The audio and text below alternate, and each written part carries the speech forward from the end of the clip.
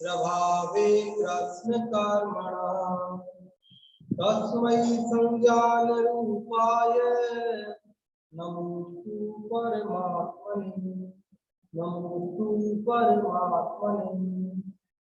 यह श्लोक देश नामक ग्रंथराज है। इसकी रचना आज से लगभग 1500 वर्ष पहले आचार्य देवनंदी पूज्यपाद स्वामी के द्वारा की गई है। संस्कृत भाषा में रचे गए इस ग्रंथ में 51 श्लोक है और उनमें से हम 33 श्लोक पढ़ चुके हैं। आज हम 34वां श्लोक पढ़ेंगे। 33वें श्लोक में भेद विज्ञान का उपाय और उसका लाभ हमने कल पढ़ा था। भेद विज्ञान के उपाय के रूप में 3 बिंदुओं में उन्होंने बात की कि गुरु का उपदेश, अभ्यास और स्वसंवेदन। गुरु के उपदेश से, अभ्यास से और स्वसंवेदन से स्वपर का भेद ज्ञान करे और जो ऐसा भेद ज्ञान करता है उसका क्या लाभ है, तो उनका वह निरंतर मोक्ष सुख का अनुभव करता है। जो स्वपर का भेद ज्ञान करता है वह निरंतर मोक्ष सुख का अनुभव करता है, ये उसका लाभ। तो उसके उपाय के रूप में कहा था कि गुरु का उपदेश, भेद का अभ्यास और स्वसंवेदन। तो सबसे ही पहले था कि गुरु का उपदेश। तो प्रश्न उपस्थित हुआ कि गुरु कौन? हमें अपने आत्मा का कल्याण करना है, हमें भेद ज्ञान करना है, हमें मोक्ष प्राप्त करना है, हमें सुखी होना है, तो इसके लिए हमारा गुरु कौन? कैसा हो गुरु, कौन हो गुरु? तो गुरु के बारे में ये बात 34वें श्लोक में बताई है कि गुरु कौन है। देखिए कौन है गुरु, पढ़ते हैं। स्वस्मिन् सदाभिलाषित्वात्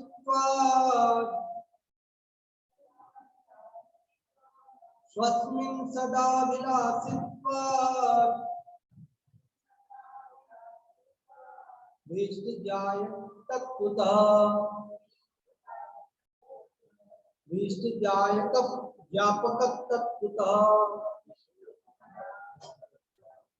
स्वयं हितं प्रयोक्तृत्वात् स्वयं हितं प्रयोक्तृत्वात् दात्मैव गुरुरात्मनः। देखिए पूरा एक साथ पढ़ते हैं। स्वस्मिन् सदाभिलाषित्वात्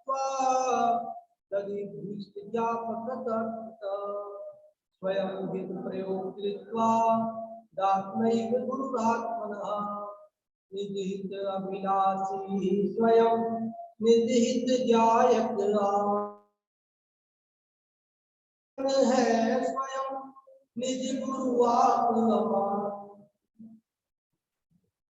आत्म कल्याण में, भेद ज्ञान में गुरु कौन? तो उन्होंने कहा आत्मैव गुरु आत्मनः।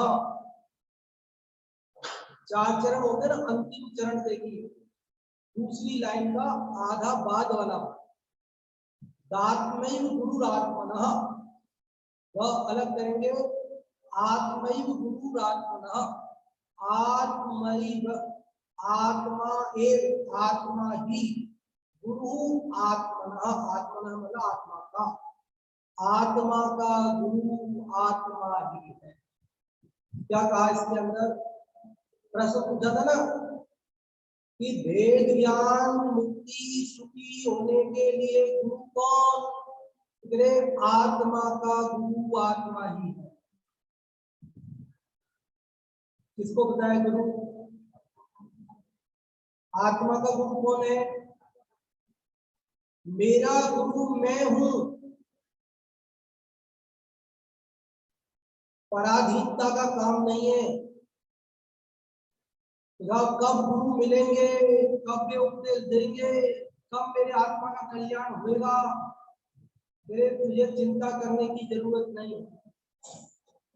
तेरा गुरु तू स्वयं है। कौन है गुरु?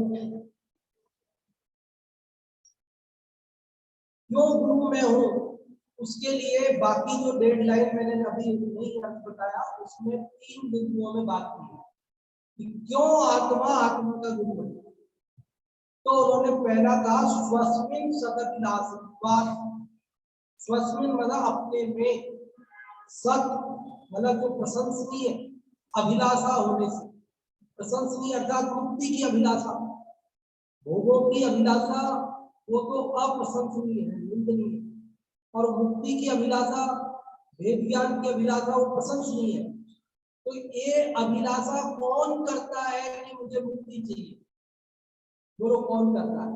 मैं करता हूँ, आत्मा। मैं करता हूँ इसलिए मैं मेरा गुरु।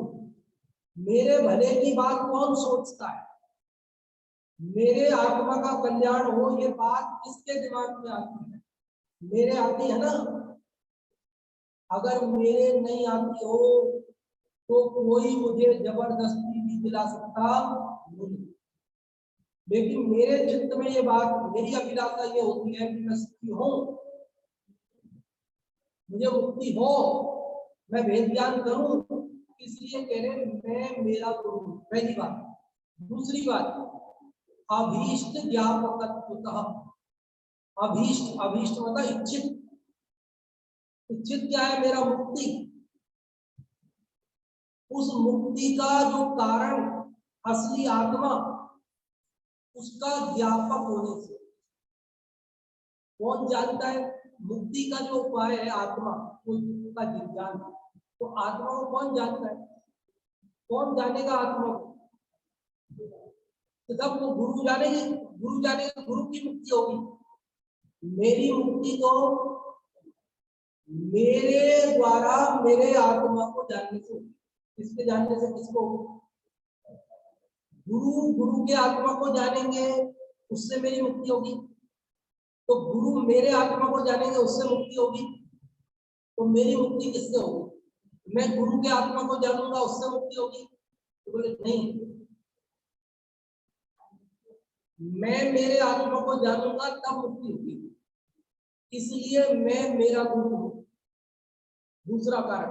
और तीसरा बिंदु कहा स्वयं हित प्रयोक्तृत्वात्। स्वयं ही अपने हित में प्रयुक्त होने से। मैं अपने आत्मा को जानने में, अपने आत्मा में लीन कौन होगा? कौन होएगा? आत्म कल्याण के लिए किसको होना होगा? मुझे। मैं स्वयं अपने आत्मा में प्रयुक्त होऊंगा, लीन होऊंगा, तभी मुक्ति होगी। इसलिए मेरा गुरु है। कौन है गुरु? इस पूरे श्लोक का अर्थ समझ पाया? 3 बिंदु में बात की उन्होंने। अगर आपको सरल रूप में देखनी है तो आप ऐसे करो, एक पन्ना पढ़ लो, पेज नंबर 87 पे आओ। 87 नंबर पेज पर डायरेक्ट एक बार आपको मैं इस तीनों बिंदुओं को भावार्थ में से पढ़वा दूंगा। सीधे भावार्थ में से आप देखो क्या लिखा है। मोक्ष सुख का अभिलाषी आत्मा स्वयं आत्मा का गुरु है। कौन है आत्मा का गुरु? स्वयं आत्मा ही आत्मा का गुरु है। मैं मेरा गुरु हूं, आप आपके गुरु हैं, अन्य अन्य के गुरु हैं। कोई एक दूसरे का गुरु क्यों? क्यों? प्रश्न क्यों? क्योंकि उत्तर दिया। 3 बिंदु, 3 जो संस्कृत में भी बताया वही 3 बात हिंदी में सरल रूप में। पहली बात, वह स्वयं ही अपना कल्याण चाहता है। कौन कल्याण चाहता है? मैं चाहता हूं, तो मेरा आत्मा मेरा गुरु है। स्वयं सद अभिलाषित्वात्, इसका अर्थ है कि स्वयं ही अपना कल्याण चाहता है। स्वयं सत, सत मतलब प्रशंसनीय अभिलाषा, कल्याण की अभिलाषा। और दूसरा, वह स्वयं अपने को मोक्ष के उपाय का बोध करता है। क्या लिखा था? अभीष्ट ज्ञापकत्वात्। अभीष्ट ज्ञापकत्वतः, अभीष्ट का ज्ञापक, जानने वाला होने से, अभीष्ट का जनाने वाला होने से। तो यहाँ कहा है ना कि स्वयं ही अपने को मोक्ष के उपाय का बोध करता है। बोध मतलब जानना। और तीसरा, स्वयं अपने को मोक्ष सुख के उपाय में जोड़ता है। ये प्रयुक्त, प्रयुक्त मतलब जोड़ता है, स्वयं हित प्रयोग कृत्वा, स्वयं अपने को मोक्ष सुख के उपाय में जोड़ता है, प्रयुक्त करता है, लगाता है, लीन करता है। तो अभी 34वें श्लोक का अर्थ क्या हुआ? यहाँ आत्म कल्याण के लिए अपना गुरु कौन है? क्या जवाब है? बोलिए सब लोग एक साथ बोलिए, सब लोग एक साथ बोलिए, मेरा गुरु कौन है? मैं। आत्मा का गुरु कौन है? आत्मा है। आत्मा का गुरु आत्मा है। मेरा गुरु, आपके गुरु, आप अन्य के गुरु, सब अपने अपने गुरु है। क्यों? तो क्यों के लिए 3 कारण बताए। स्वयं ही मोक्ष की अभिलाषा करता है, स्वयं ही मोक्ष के उपाय को जानता है, और स्वयं ही मोक्ष के उपाय में लीन होता है। समझ में आई बात? स्वयं ही मोक्ष के उपाय को चाहता है, स्वयं ही मोक्ष के उपाय को जानता है, और स्वयं ही मोक्ष के उपाय में, एक तरह से हम इसको सम्यक दर्शन ज्ञान चारित्र भी कह सकते हैं। श्रद्धा, ज्ञान और चारित्र ये मुक्ति का उपाय है। सम्यक दर्शन ज्ञान चारित्राणि मोक्ष मार्ग, सम्यक दर्शन ज्ञान चारित्र मुक्ति का उपाय है। तो सम्यक दर्शन मतलब श्रद्धा, ज्ञान सम्यक ज्ञान, और चारित्र मतलब लीनता। तो आत्म कल्याण की श्रद्धा, तो मुझे आत्म कल्याण करना है ऐसी श्रद्धा कौन करता है? मैं करता हूं। और उस आत्म कल्याण के लिए आत्मा का ज्ञान कौन करता है? मैं करता हूं। और ऐसे आत्म कल्याण के लिए आत्मा में लीन होने का कार्य कौन करता है? इसलिए कौन किसका गुरु हुआ? अरे गुरु से ज्ञान मिलता है, गुरु ज्ञान देता है। ये बातें तो आपने बहुत सुनी होगी, ये बातें तो आपने बहुत सुनी होगी ना। गुरु की महिमा तो आपने बहुत सुनी होगी कि गुरु की महिमा अनंत है, अनंत किया उपकार, लोचन अनंत उघाड़िया, अनंत दिखावन हाथ, कबीरदास ने लिखा है। मेरे गुरु की महिमा, गुरु की महिमा के बारे में तो बहुत आता है। अज्ञान तिमिरांधानाम ज्ञानांजन शलाकया चक्षुरुन्मीलितं येन तस्मै श्री गुरुवे नमः। गुरु के लिए तो बहुत महिमा जैन साहित्य में भी और संपूर्ण भारतीय वाङ्मय में प्राप्त होती है। यहाँ तक कहते हैं कि गुरु गोविंद दो खड़े ताते लागू पाए, और बलिहारी गुरु आपने गोविंद दियो बताए। मेरे गुरु और भगवान दोनों भी अगर सामने मेरे को एक साथ मिले तो मैं पहले गुरु के चरण स्पर्श करूंगा, भगवान के बाद में करूंगा। भले भगवान बड़े हैं, क्योंकि अगर गुरु नहीं होते तो भगवान से परिचय कौन कराता? गुरु की महिमा की कहीं कमी नहीं है। गुरु की महिमा के बारे में जिसका नहीं कोई गुरु उसका नहीं जीवन शुरू, ऐसे नाना प्रकार की वार्ता आपने सुनी होगी, उनका यहाँ निषेध नहीं। क्या कहा? उन सब बातों का यहाँ निषेध नहीं। जैन दर्शन अनेकांतवादी दर्शन है, स्यादवादी दर्शन है, अपेक्षाओं का एक बहुत बड़ा जाल है, और उस जाल में जीव फंस जाता है जो नहीं समझता है। चक्रव्यूह है ना, चक्रव्यूह, अभिमन्यु चक्रव्यूह में घुस तो गया लेकिन निकलना नहीं आया उसे। ऐसे ही बहुत लोगों को वे जिनागम की अपेक्षाएं समझना नहीं आती। वे जिनागम पढ़ना और सुनना शुरू तो करते हैं, लेकिन एक अपेक्षा को पकड़कर बैठ जाते हैं, और दूसरी अपेक्षा की चर्चा आए तो क्या होता है, या तो उसको असत्य कहने लगते हैं, या तो वे कंफ्यूज हो जाते हैं, भ्रमित हो जाते हैं, पता नहीं ये भी सही कहते हैं, वो भी सही कहते हैं, क्या पता क्या सही। अरे भाई, ऐसा नहीं है कि सभी बातें सही हो जाएगी, गलत बात सही नहीं होगी कभी भी। अगर जिस अपेक्षा से वो बात है उस अपेक्षा से कही जा रही है तब तो वह सत्य है, और वही बात अगर अन्य अपेक्षा से कही जा रही है तो वही बात गलत हो जाती है। मैं आपसे पूछता हूं कि आत्मा शुद्ध है क्या शुद्ध है? आत्मा शुद्ध है क्या शुद्ध?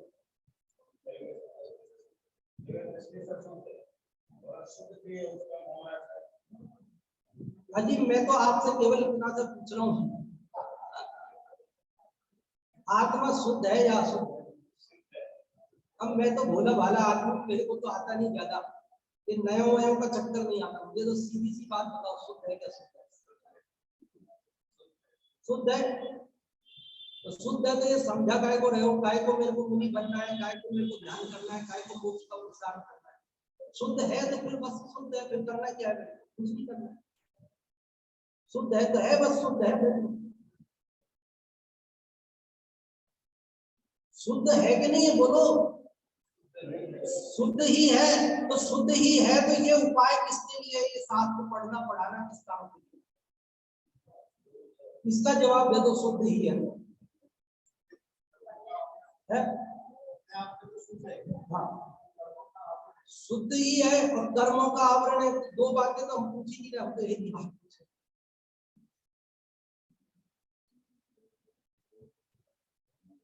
गुरु, अरे ये रुमाल है, ये साफ है कि गंदा है? क्या है? अरे गंदा रुमाल, 2-3 दिन से काम में ले रहा हूँ, आज ही नहीं, झूला निकाला है, ठीक है? तो एक गंदा रुमाल साफ है कि गंदा है, बता दो आप। यदि ये सर्वथा गंदा हो तो फिर धोने से भी साफ नहीं होगा, फिर क्या फायदा धोने से, फेंको इसको। और यदि ये साफ ही है तो धोने की क्या जरूरत, साफ ही है तो धो क्यों? ये रुमाल यदि साफ है तो धो क्यों रहे हो, और गंदा ही है तो धोने से क्या फायदा? समझ में आ रही बात?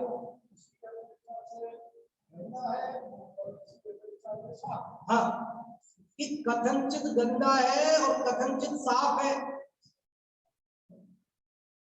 अगर इसमें गंदगी को धोया नहीं जा सकता हो, साफ नहीं किया जा सकता हो, तो फिर धोना बेकार है, और यदि ये साफ ही हो तो फिर तो भी धोना बेकार है। जैसे आत्मा सर्वथा शुद्ध हो तो फिर उसे शुद्धि का जो उपाय बताया जा रहा है उसकी जरूरत नहीं है, और यदि वो सर्वथा अशुद्ध हो तो फिर उसके तो भी उसको शुद्ध करने के लिए उपाय की जरूरत नहीं है। सर्वथा अशुद्ध हो तो शुद्ध होगा नहीं। तो शुद्ध कहा जाए कोई दिक्कत नहीं है, लेकिन द्रव्य दृष्टि से शुद्ध है। अशुद्ध कहा जाए कोई दिक्कत नहीं है, पर्याय दृष्टि से शुद्ध है। कोई यदि उसे द्रव्य दृष्टि से अशुद्ध कहेगा तो मिथ्या है, कोई उसे पर्याय दृष्टि से वर्तमान में संसारी आत्मा को शुद्ध कहेगा तो मिथ्या है। समझ में आ रही बात? तो ऐसे ही मेरा गुरु मैं हूं, ये बात साची है कि मेरे गुरु पंच परमेष्ठी है, ये साची है। कौन है गुरु?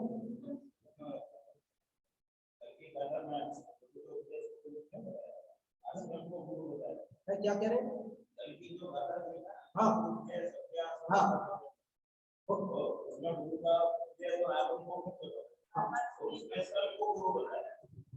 देखो जयचंद जी छाबड़ा साहब ने एक साथ दोनों अपेक्षाओं को व्यवस्थित हमारे सामने प्रस्तुत किया।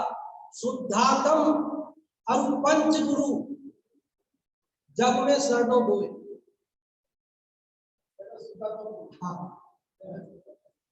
उनका शुद्धात्म और पंच गुरु जग में शरणों दो है भैया संसार में गुरु, दो शरण है, मतलब दो गुरु है। कौन दो गुरु है? एक अपना आत्मा और एक पंच परमेश्वर। कौन है गुरु? कौन है गुरु? तो आत्मा है कि पंच परमेश्वरी है? यहाँ तो पंच परमेश्वरी की बात ही नहीं है इस श्लोक में। इस श्लोक में तो वो तो हमने जैसे भी झापड़ा का बताया। इस श्लोक में तो क्या लिखा है? आत्मैव आत्मनः गुरुरात्मनः, आत्मा ही आत्मा का गुरु है। अन्य को गुरु मानने की बात ही नहीं की, या तो केवल किसको? अपने को ही अपना गुरु बताया है। तो कह रहे यहाँ निश्चय ऐसे, यहाँ उपादान की मुख्यता से, यहाँ अध्यात्म की मुख्यता से कथन है। और यहाँ कहा जा रहा है भैया तू किधर देख रहा है? पंच परमेश्वरी की ओर तुझे देखने की जरूरत नहीं है, वो निमित्ताधीन कथन है। पंच परमेश्वरी हमारे हित में निमित्त होने से वे गुरु कहने में आते व्यवहार में से, लेकिन परमार्थ से देखा जाए तो पंच परमेश्वरी भी मेरे गुरु नहीं, मेरे गुरु तो मैं स्वयं हूं। कौन है गुरु? तीर्थंकरों का कौन गुरु होता है? तीर्थंकर किससे दीक्षा लेते हैं? कैसे लेते हैं? महेंद्र जी कैसे लेते हैं? स्वयं लेते हैं। कैसे लेते हैं? क्या बोलते हैं? ओम नमः सिद्धेभ्यः। नहीं, ऐसा नहीं बोलते। ओम नहीं बोलते, ओम नहीं बोलते। हाँ, नमः सिद्धेभ्यः बोलते बस। केवल सिद्धों को नमस्कार करते, पंच परमेश्वरी को सबको नहीं करते। हाँ, तीर्थंकर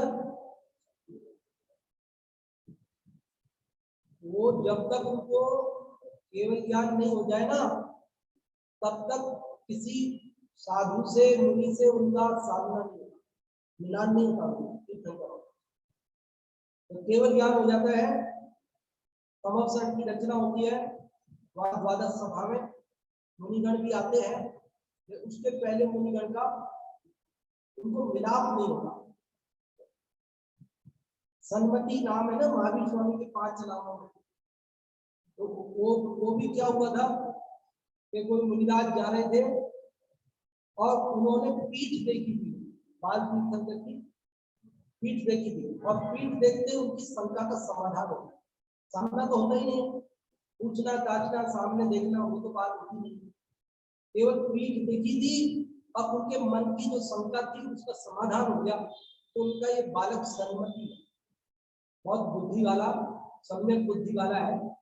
इनकी पीठ के दर्शन मात्र से हमारी शंका का समाधान हो गया। ये महान आत्मा है, सन्मति नाम रख दिया। अब क्यों नहीं होता मिलान? इसीलिए नहीं होता ना, अब तीर्थंकर जो बनने वाले हैं वो किसी के आगे झुकते नहीं। सही बात। अब मिलेंगे और नहीं झुकेंगे तो अभी ना होगा साधु का, तो वो गृहस्थ है, साधु बड़े हैं, अगर वे नहीं झुकेंगे तो अभी ना हो जाएगा। और तीर्थंकरों का ऐसा पुण्य का योग होता है,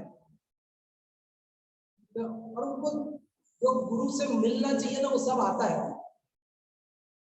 उनको जो सीखना चाहिए वो सब सीखा हुआ है पहले से। ऐसा ही नियोग है, नियोग है, प्रकृति की व्यवस्था है। ऐसी प्राकृतिक व्यवस्था है, क्या कर सकते? कुछ नहीं कर सकते। किसी का कुछ उनको कोई द्वेष नहीं, कोई अभिनय का भाव नहीं, मुनिराज के प्रति अश्रद्धा का भाव नहीं, ऐसा नियोग है, उसमें कोई आश्चर्य की बात नहीं। तो तीर्थंकरों का गुरु कौन? नमः सिद्धेभ्यः बोलते भले ही है, लेकिन वास्तव में अपने आत्मा को ही अपना गुरु मानकर अपने आत्मा को ही अपना गुरु मानकर वे मोक्ष मार्ग पर चलते हैं।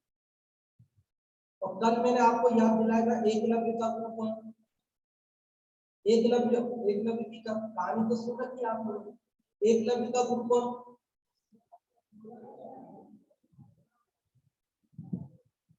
कौन? द्रोणाचार्य। पढ़ाया था उन्होंने, मना कर दिया था, भगा दिया था, जाओ मैं तो केवल जो राजघराने के बालक होते हैं, राजकुमार वगैरह बड़े उच्च घराने के, कोई पढ़ाता हूँ, किसी को नहीं पढ़ाता हूँ, जाओ।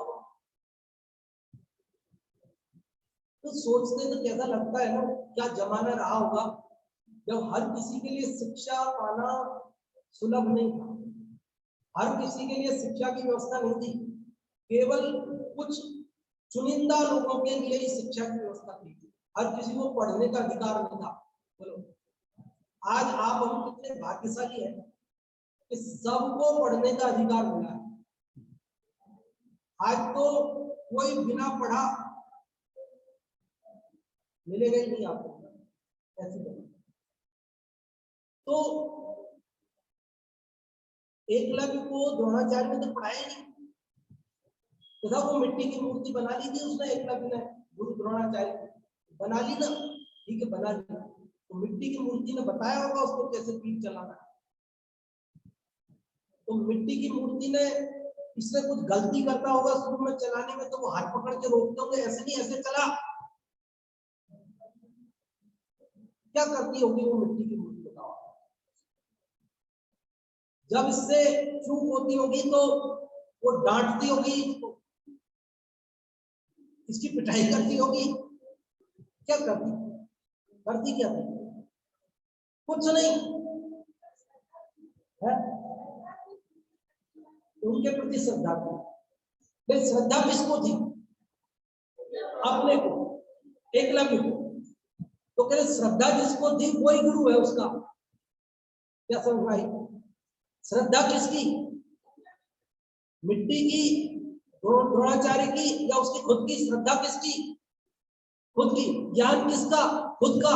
आचरण किसका? खुद का। तो श्रद्धा खुद की, ज्ञान खुद का, आचरण खुद का। यहाँ करे सुखी होने की श्रद्धा खुद की, सुखी होने का ज्ञान खुद का, सुखी होने का आचरण खुद का, तो खुद का गुरु खुद ही है। कौन है गुरु? देखो, निमित्त की मुख्यता से व्यवहार से गुरु का स्थान, गुरु के गीत, गुरु के गुणगान किए जाएंगे। जब वो बात होगी तो वो आपको पुरजोर तरीके से बताई जाएगी। लेकिन जब दृष्टि स्वसन्मुख लानी है, पर से गुरु से भी दृष्टि हटानी है, तब आपको ये बात बताई जा रही है कि मत दे गुरु की ओर भी, तू तेरा गुरु है। जब तक तू गुरु की ओर भी देखेगा तब तक तेरे आत्मा का कल्याण नहीं होगा। जब तू गुरु की ओर से भी देखना बंद करके केवल अपनी ओर देखेगा, तभी जाकर के तेरा कल्याण। इसलिए तेरा गुरु कौन है? देखो अब इसका हिंदी पंचांग निज अभिलाषी स्वयं, निज हित ज्ञायक निज हित प्रेरक है स्वयं, निज गुरु आप निज हित अभिलाषी स्वयं, अपने हित की अभिलाषा करने वाला स्वयं है। निज हित ज्ञायक आप, अपने हित का जानने वाला भी स्वयं है। निज हित प्रेरक है स्वयं, अपने हित में लगने वाला भी स्वयं है। इसलिए कहते हैं निज गुरु आप, अपना गुरु स्वयं। अमाप जिसकी माप, जिसकी तुलना अन्य किसी से नहीं की जा सकती, ऐसा गुरु स्वयं है। देखो, गुरु ज्ञान दे ना तो गुरु का ज्ञान कम हो जाना चाहिए। क्या समझ पाएंगे? गुरु यदि शिष्य को ज्ञान देगा तो क्या होगा?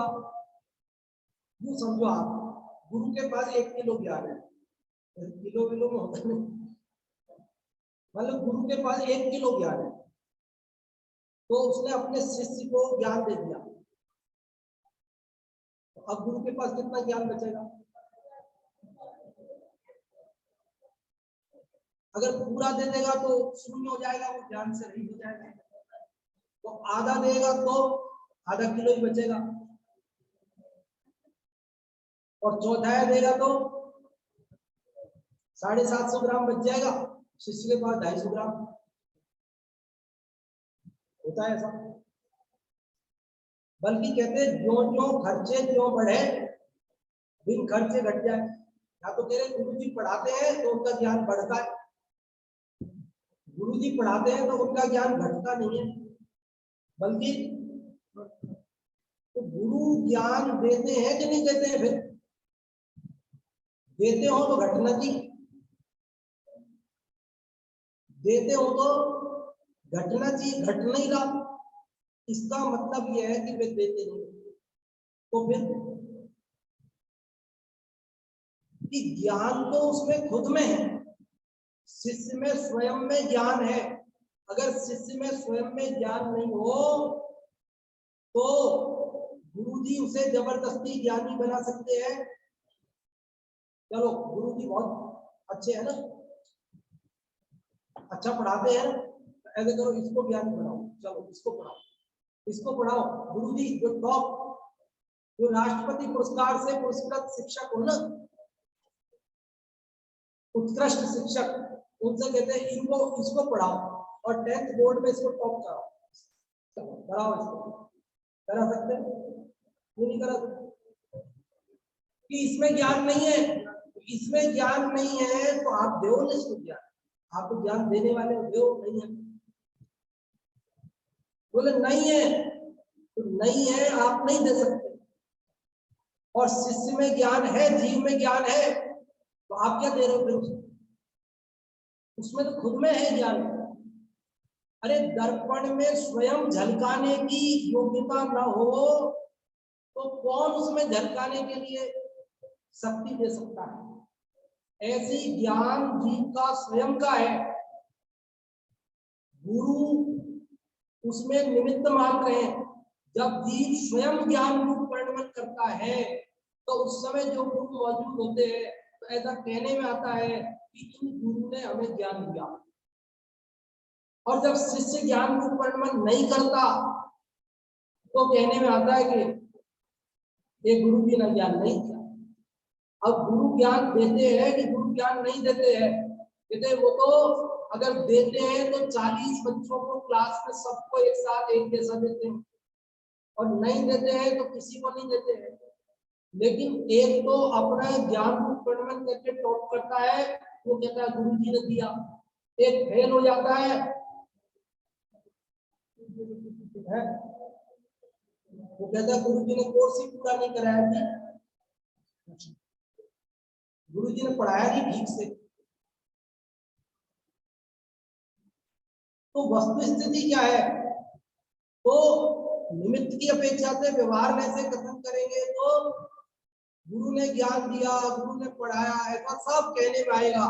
लेकिन परमार्थ से देखा जाए तो, उपादान की दृष्टि से देखा जाए तो ज्ञान रूप परिणमन जो करता है वो स्वयं अपना गुरु है। ज्ञान रूप परिणमन करने में मैं स्वयं समर्थ हूँ, इसलिए मेरा गुरु। इसका अनुवाद भावार्थ पढ़ लिया ना, जो श्लोक का आपको समझ में आ गया और भावार्थ पढ़ लिया। अब इस श्लोक में और क्या कोई खास बात? केवल इतनी तो बात बताई है कि आत्मा का गुरु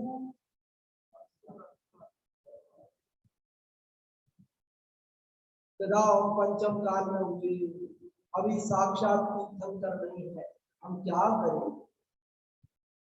हमें तो विदेह क्षेत्र में जाना है, जहाँ साक्षात तीर्थंकर परमात्मा के दिव्य ध्वनि सुनेंगे, तब हम अपने आत्मा का कल्याण करेंगे। समझ लेना, जो यहाँ आत्म कल्याण नहीं कर पाएगा वो वहां भी नहीं कर पाएगा। क्यों? वहां तो साक्षात तीर्थंकर है, यहाँ तो है नहीं है, तो वहां क्यों नहीं करेगा? अरे साक्षात तीर्थंकर के समर्थन में क्या आज के पहले हम नहीं गए?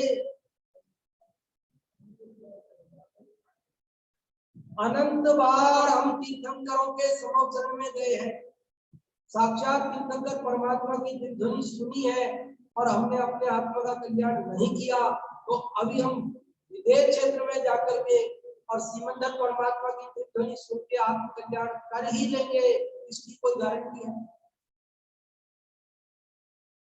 वहां जन्म लेने के बाद हमें याद भी रहेगा कि नहीं रहेगा कि यहाँ किसने जन्म हुआ है?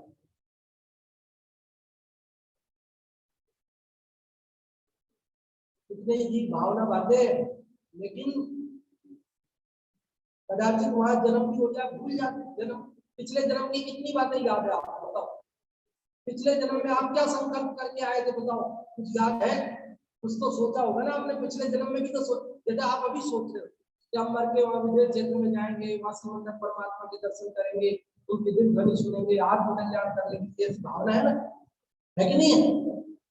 भावना नहीं है तो भी बेकार है, क्योंकि जो आत्म कल्याण के चुके उन जीवों को ऐसी भावना तो होती ही है, होना ही चाहिए, वो स्वाभाविक है, उस भावना की बात गलत नहीं है, लेकिन ऐसी भावना होने पर भी अपने को वो बात, पिछले जन्मों में भी तो कोई भावना भाई होगी हमने, तो वो भावना अभी याद है क्या अपने को? अरे पिछले जन्मों की जाने दो, बचपन में भी तो कोई भावना नहीं होगी।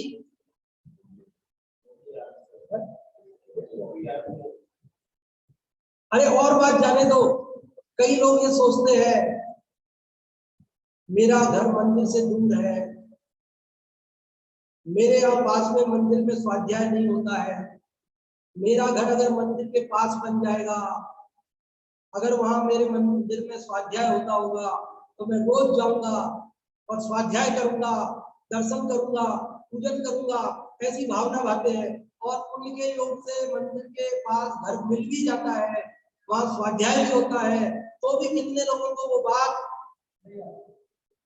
बोलो बताओ, बताओ आप, वो काम हो गया? हाँ, भाव, इसलिए ये तो कहां से बात आई है भाई? हाँ, गुरु के साथ तीर्थंकर मिलेंगे तो मैं आत्मा का कल्याण करूंगा, कई भावनिक संत मिलेंगे तो वो मेरे को संबोधेंगे, तब मैं अपने आत्मा का कल्याण करूंगा, कोई ज्ञानी अनुभवी गुरु मिलेंगे वो मुझे समझाएंगे तो मैं अपने आत्मा का कल्याण करूंगा। भैया इंतजार मत कर, तू तेरा गुरु है, तू आत्म कल्याण करना चाहे तो अभी कर सकता है, कि कैसे कर सकता है? मेरे एक निसर्गत सम्यक दर्शन होता है, अधिगमन होता है। अरे सुना है पिछले भवों में, ऐसा थोड़ी नहीं सुना, कभी तो सुना होगा ना, ज्ञान तू कर लेगा तो निसर्गत सम्यक दर्शन कहलाएगा।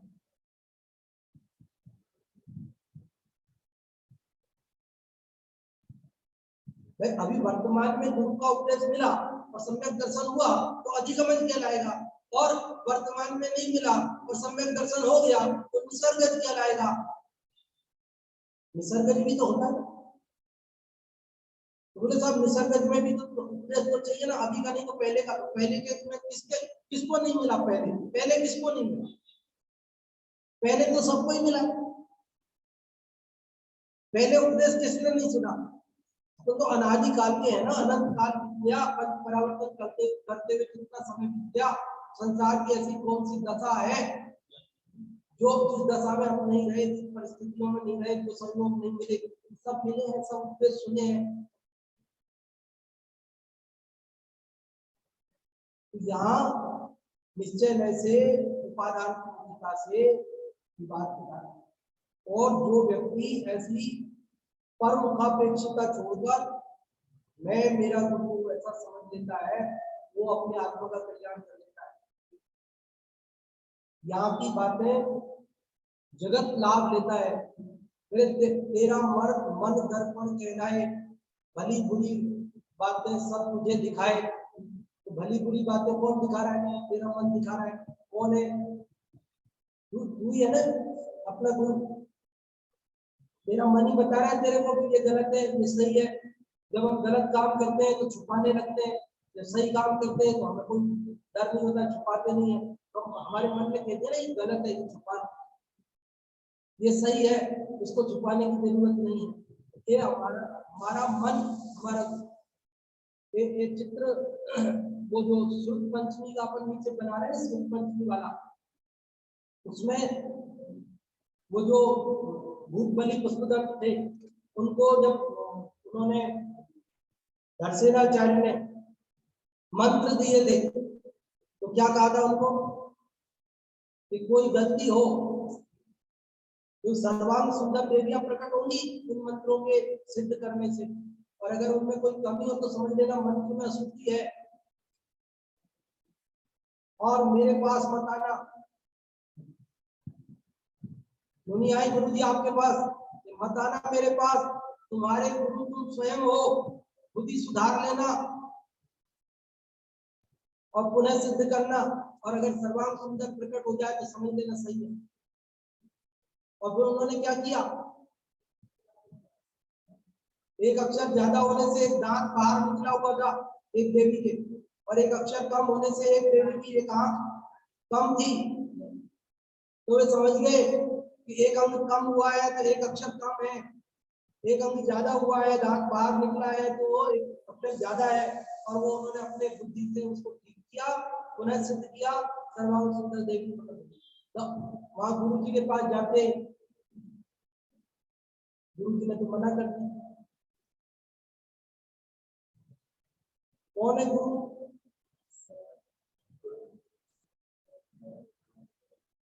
कौन है, किसका गुरु? देखो समझ में आया? इसमें ये समाधि तंत्र का भी एक श्लोक यहाँ उद्धृत किया है, लेकिन समय अपना कितना हो गया, होने वाला है ना, तो इसका केवल पाठ कर देता हूँ। चलो अभी मैंने याद दिलाया आपको। नयत्यात्मानमात्मैव जन्म निर्वाण में गुरुरात्मा मनस्तस्मात् नान्योस्ति परमार्थतः। अर्थात आत्मा ही आत्मा को जन्म मरण संसार में परिभ्रमण कराता है, आत्मा ही आत्मा को संसार में परिभ्रमण कराता है। हमें कौन घुमा रहा है संसार में? जड़ कर्म घुमाता है, यह मिथ्या भ्रांति। मैं रागी द्वेषी हो लेता, मैं स्वयं ही भूल करता हूं। आत्मा ही आत्मा को जन्म मरण संसार में परिभ्रमण कराता है, और आत्मा ही आत्मा को निर्वाण के प्रति ले जाता है। मोक्ष कौन ले जाता है? आत्मा। तो भगवान हाथ पकड़ के ले जाते हैं।